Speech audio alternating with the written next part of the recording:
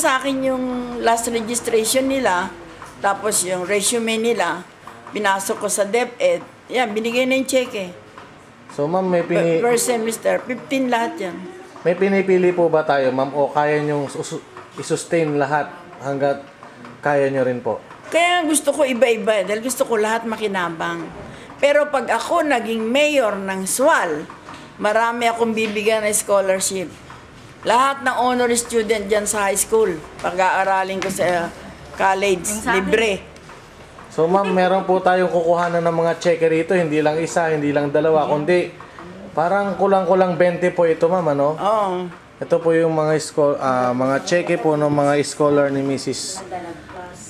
Dulay Arquisa. Ito po, lahat po yan, mga cheque worth 2,500 po. Ang isa. Ang isa. Yan po.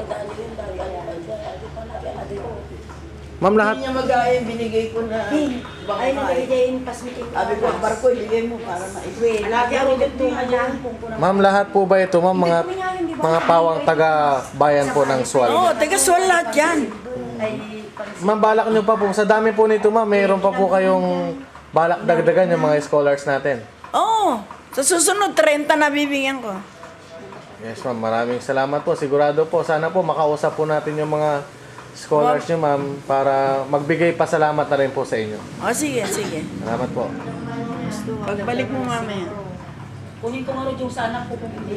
Mrs. Arquisa, tapos thank you at ang damak na scholar. Wala pa yung Totoo yan.